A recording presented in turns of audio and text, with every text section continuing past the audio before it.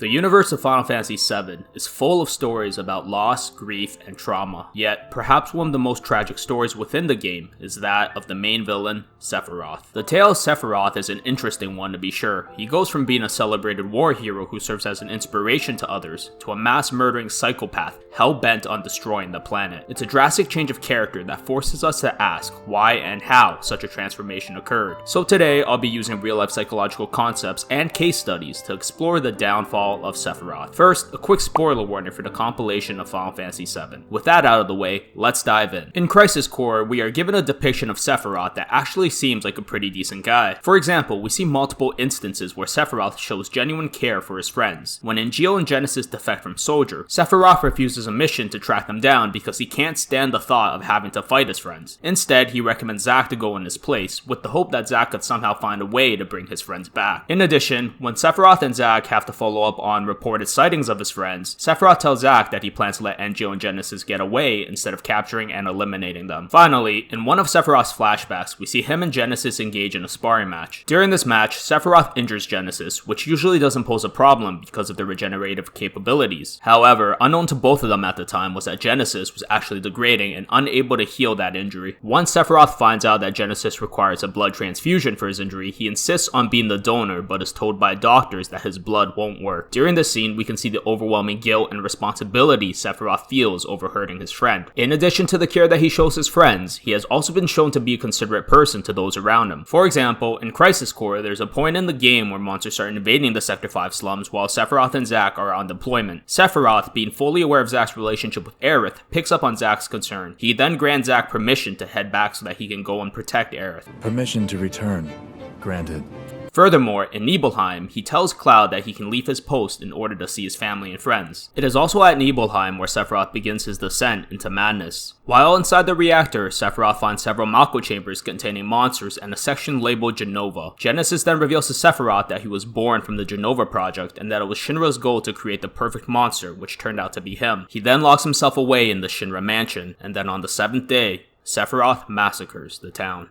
So, what exactly happened here at the psychological level that would inspire this change? Well, in order to fully understand this transformation, it is important to explore some of the contributing factors in Sephiroth's upbringing. Although Sephiroth's childhood isn't really shown within the compilation of Final Fantasy VII, we can draw some conclusions based on the information that we are told. Sephiroth tells us a couple of things that give us insight into his life. In Nibelheim, Sephiroth tells us that he grew up without a hometown and can't relate to the idea of having one. He also goes on to say that he never knew his mother and the only thing he knew about her is that she is named Genova. Also, based on some of the comments that Dr. Hojo makes in the game, it seems unlikely that Sephiroth knew who his father was either. It also appears that Sephiroth had a rather lonely childhood. Some evidence pointing towards this is when in the Nibelheim reactor, Sephiroth states that he always felt like he was different from other children. Furthermore, in Crisis Core during the mission in Bonora, Tang tells Zack that Angel and Genesis are Sephiroth's only two friends. From these facts, it's obvious that Sephiroth had an isolated upbringing and made very few real connections while growing up. This is probably due to the fact that he was raised by Shinra. See, Sephiroth was created by Shinra as part of the Genova project, and once they found out about his exceptional physical ability, Shinra raised him with the sole intention of turning him into a super soldier. This would cause Sephiroth to be raised in a militaristic setting, which would have a substantial effect on the formulation of his self-identity. Let me explain. In my video about Zack, I explored the work of Emil Durkheim, who suggested that individuals in a militaristic structure would display higher levels of integration than average people. This is because military personnel are trained to adopt a collective identity. The US Army shares this idea of collective integration. In an article by Colonels Todd Burrows and Stephen Ruth in the Army University Press, they contend that this integration is an important aspect of any militaristic structure, as it is the cement that binds individuals together. In their article, they explored the idea of group cohesion. One of the aspects of group cohesion is social attractiveness. Social attractiveness refers to how much an individual identifies with the characteristics of a group. For example, a person who enjoys playing basketball may join a basketball club due to a shared identity between members of liking the sport. In contrast to this, the army is made up of various types of people across different ages, genders, races, and interests. As a result, there are very few shared characteristics between their members. Thus, integration is important because that integration must become the shared characteristic between members. A member of an infantry platoon may not personally connect with other members at an individual level, but they share a collective identity of mission and ideology. This cohesion allows military personnel to better identify with and look out for each other. Since Soldier is a militaristic operation, integration, we can assume that this idea of collective identity also applies to them. Furthermore, Durkheim has also suggested that the level of collective integration would increase with rank due to officers' length of service and station. As a result, we can assume that first-class soldiers such as NGO and Genesis would be more integrated to the collective identity of soldier. This effect would be even more pronounced in Sephiroth, since he was raised his whole life to be a soldier and it's the only identity that he knows. This integration of collective identity would end up serving as a double-edged sword for all three of the first-class members, as we'll see in Crisis Core. You see, on the surface, Soldier upholds the honorable mission to protect the citizens of Midgar. Soldier members are routinely sent out to eliminate threats to Midgar's peace, such as Wutai or monster infestations. By extension, this means that Soldier is not only a peacekeeping unit, but also an anti-monster operation. As a result, Soldier members will be collectively integrated into these values and adopt anti-monster attitudes as a core aspect of their own identity. We can see this when Genesis and Egeo find out that they are actually monsters and become disgusted with themselves. Core aspects of their identity have now been taken away from them and they are at odds with the values that Soldier stands for. This would cause Egeo and Genesis to go into a crisis of identity. According to Very Well Mind, an identity crisis is a developmental event that involves a person questioning their sense of self or place in the world. The concept originates in the work of developmental psychologist Erik Erikson. James Marcia expanded upon the work of Erikson and developed 4 identity statuses that people can move through. Of particular relevance to Egeo and Genesis is the state of identity foreclosure. Identity foreclosure happens when an individual develops an identity without much individual choice or exploration of alternative identities. For example, the son of a farmer who was raised with the intention of becoming a farmer and inheriting the farm would effectively lose his identity if his father ended up selling that farm. The loss of an identity would remove the security blanket of an assumed identity and cause the individual to go into crisis. A similar thing is happening here. Egeo and Genesis were integrated into the collective ideals of Soldier, and once that identity was ripped away from them, they lost core aspects of themselves and entered a state of identity foreclosure. This leaves them struggling to find new meaning in their existence. We can see this when Genesis tells Zack that his parents had betrayed him from the very beginning. He also asks Egeo if he can really live on the side of humanity, knowing full well that he is a monster. In addition, we can see Egeo abandoning his ideology of living with honor and dreams. He is unable to bridge the gap between his old identity and his new one. In an encounter with Zack, he tells Zack that he has become a monster, and that monsters can only dream of one thing: to become human. He is longing to return to identity that has been taken away from him. Angels dream of one thing.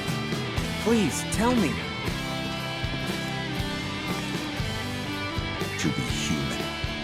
Now, with all of this in mind, imagine the magnified effect this identity foreclosure would have on Sephiroth. As I mentioned previously, Sephiroth is unlike the others. He has no identity outside of being a soldier. It was an identity created and forced onto him since birth. As a result, he would develop a deep hatred for monsters. We can actually see this a couple of times in Crisis Core. How wretched. Poppies?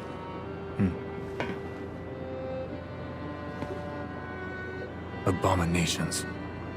In these scenes, we can see the absolute disgust Sephiroth holds towards monsters Shinra is creating. So, when he finds out the truth about his origins while inside the Nibelheim reactor, his mind breaks and the only self-narrative that he's ever known has been ripped away from him. This would cause Sephiroth to enter a crisis of identity as he starts looking for new meaning and purpose in his life. The idea of purpose here is also important because Sephiroth has lived his whole life without one. His identity of being a soldier was a superficial one that lacked any depth. It was an identity that was forced upon him and not one that he adopted by choice. We can see this in Before Crisis when Elf asks Sephiroth what he fights for. Sephiroth is unable to answer this question because he does not know the purpose behind his existence. He lives as a loyal soldier member simply because it is all that he's ever known. Similarly, we can see Sephiroth beginning to question the purpose of his life before the mission in Nibelheim when he tells Zack that it might be his last mission. Sephiroth even tells us himself that he has been looking for the truth about his existence his whole life. Whether your words are lies created to deceive me,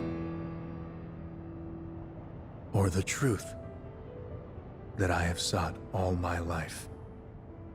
So after finally finding some possible answers in Nibelheim, he locks himself in the Shinra Manor for 7 days and goes through the work of Dr. Gast. While researching Gast's work, Sephiroth makes various discoveries about his origin that would influence the person he chose to become. We can actually draw a parallel here between Sephiroth adopting a new identity and cult recruitment. According to Darius Kunzwick, failure to construct an autobiographical narration may cause a person to borrow a ready-made narrative plot from a cult environment. As a result, some difficult life experiences are quickly incorporated into a logical happy ending story that is constructed on the basis of liberation by the cult. Since Sephiroth's entire identity was completely constructed by Shinra, he failed to construct a self-narrative of his own, so when the facade of his previous identity crumbled, he took the works of Dr. Gast as gospel when formulating his new identity. Furthermore, according to J.M. Curtis, there are a number of factors that can lead people to become more susceptible to recruitment by cults. Of particular relevance to Sephiroth are generalized ego weakness and emotional vulnerability, tenuous, deteriorated, or non-existent family relations and support systems, history of severe child abuse or neglect, and unmanageable and debilitating situational stress and crisis. As we discussed in our analysis, Sephiroth had an isolated childhood and does not have any family relations. He would not have had any of the loving care and nurture that comes with a traditional household. As a result, he was most likely emotionally neglected during his childhood. He also lost his only support system when his friends defected from Shinra, isolating him even further. We can actually see the heavy toll this had on him in Crisis Core. In the scene when Angel sees Sephiroth for the first time after defecting, he tells Sephiroth that he looks thin, hinting at the idea that Sephiroth had not been taking care of himself because of the emotional stress he was going through after losing his friends. This severe stress, paired with the pain of losing his identity, put Sephiroth into a debilitating crisis of identity. Kunzwick suggests that cults possess great power in giving meaning to traumatic experiences, so people who adopt cult ideologies are able to reduce their suffering by joining. Cult members are indoctrinated to believe that their suffering is part of a greater purpose, or that their suffering does not matter when compared to the grand scheme of things, such as the end of the world, for example. It is through a process similar to this that Sephiroth gives meaning to his own pain. The works of Dr. Gast led him to believe that Jenova is an ancient and that he is a descendant of the Cetra race. Since the Cetra are the planet's caretakers and connected to the lifestream, he also comes to a twisted belief that the planet is his birthright. All the suffering he has endured up until this point means little when compared to his newfound purpose of becoming the new ruler of the world. Furthermore, he also comes to the belief that humanity betrayed his people and hid away while the Cetra were killed off by the calamity. This would lead to him developing a hatred for humanity. After stitching together his twisted interpretations of Gast's work, he reaches another state of identity called identity achievement. Identity achievement is the resolution to identity crisis, and happens when an individual has committed to important aspects of their identity. For Sephiroth, the important aspects of his new identity are his lineage and his mission to carry on Jenova's legacy. So, with a newfound identity and a disdain for the human race, Sephiroth begins his massacre on Nibelheim, leaving many casualties in his wake.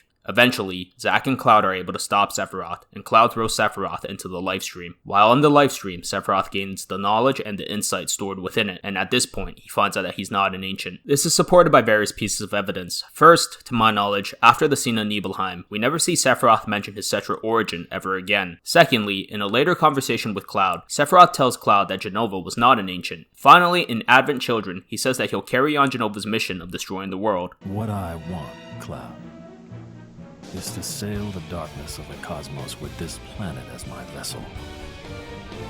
Just as my mother did long ago. However, whether or not he is an ancient doesn't matter to Sephiroth, because the core aspects that formulated his new identity were his lineage and duty to Jenova. As a result, even after finding out the truth about Jenova, his dedication towards her cause would remain. The duality between Sephiroth and Cloud is an interesting one, because they are two sides of the same coin. They both had an isolated childhood and never had a sense of belonging. Sephiroth had strength, and Cloud wanted strength. However, Sephiroth's strength caused him to be raised in a strict military setting that isolated him even further, whereas Cloud's weakness allowed him to meet people that would inspire him and influence his growth. In the end, Cloud found strength in his support network and was able to find himself thanks to his loved ones. On the other hand, Sephiroth lost his only support network due to Shinra's experiments and lost himself and his mind because he had no one. Sephiroth's story is made all the more tragic by the fact that his downfall could have easily been avoided if he had a proper upbringing and support network. At the end of the day, Sephiroth was just another victim of Shinra who treated him as nothing but a military asset. Class, as always, thanks for checking out VGOLOGY, where we explore the psychology of our favorite video games. If you enjoyed this video, then you'll also enjoy my other Final Fantasy psychology videos. And if this video made you feel for Sephiroth, then send him a virtual hug by hitting that like and subscribe button. Also, if you want to help support the channel, then check out my Patreon and affiliate links in the description below. There's the bell. Class dismissed.